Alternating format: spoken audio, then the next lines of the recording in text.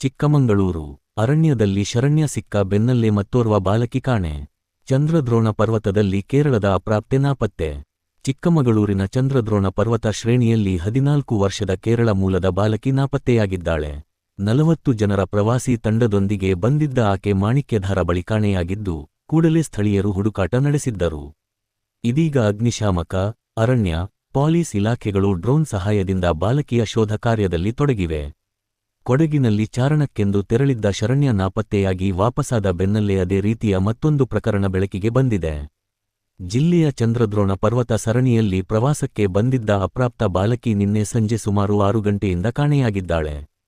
ಪೋಷಕರೊಂದಿಗೆ ಪ್ರವಾಸಕ್ಕೆ ಬಂದಿದ್ದ ಬಾಲಕಿ.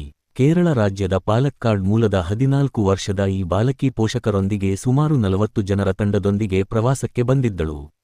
ಈ ವೇಳೆ ಚಂದ್ರದ್ರೋಣ ಪರ್ವತ ಸರಣಿಯ ಮಾಣಿಕ್ಯಧಾರ ಸಮೀಪದಲ್ಲಿ ಕಾಣೆಯಾಗಿರುವುದು ತಿಳಿದುಬಂದಿದೆ. ಬಾಲಕಿ ಕಾಣೆಯಾಗುತ್ತಿದ್ದಂತೆಯೇ ಸ್ಥಳೀಯರು ಹಾಗೂ ಪ್ರವಾಸಿಗರು ಹುಡುಕಾಟ ಆರಂಭಿಸಿದರೂ ಯಾವುದೇ ಸುಳಿವು ಸಿಗಲಿಲ್ಲ. ಮುಂದುವರಿದ ಹುಡುಕಾಟ. ರಾತ್ರಿ ಪೂರ್ತಿ ಅಗ್ನಿಶಾಮಕ ದಳ, ಅರಣ್ಯ ಇಲಾಖೆ ಹಾಗೂ ಪೊಲೀಸ್ ಸಿಬ್ಬಂದಿ ಸಂಯುಕ್ತವಾಗಿ ಶೋಧ ಕಾರ್ಯ ನಡೆಸಿದರು. ಇಂದು ಡ್ರೋನ್ ಸಹಾಯದಿಂದ ಹುಡುಕಾಟ ಮುಂದುವರಿದಿದ್ದು, ಸಂಪೂರ್ಣ ಹುಲ್ಲುಗಾವಲು ಹಾಗೂ ಇಳಿಜಾರು ಪ್ರದೇಶಗಳಿಂದ ಕೂಡಿರುವ ಈ ಪ್ರದೇಶದಲ್ಲಿ ಕಾರ್ಯಾಚರಣೆ ಸವಾಲಿನದ್ದಾಗಿದೆ. ಈ ಘಟನೆ ಚಿಕ್ಕಮಗಳೂರು ಗ್ರಾಮಾಂತರ ಪೊಲೀಸ್ ಠಾಣಾ ವ್ಯಾಪ್ತಿಯಲ್ಲಿ ನಡೆದಿದೆ. ಬಾಲಕಿ ನಾಪತ್ತೆಯಾಗಿರುವ ಹಿನ್ನೆಲೆ ಹಲವು ಅನುಮಾನಗಳು ವ್ಯಕ್ತವಾಗುತ್ತಿವೆ. ವರದಿ: ಗಿರಿಧರ್ ಕುಂಪುಳಿರ, ಕೊಡಗು.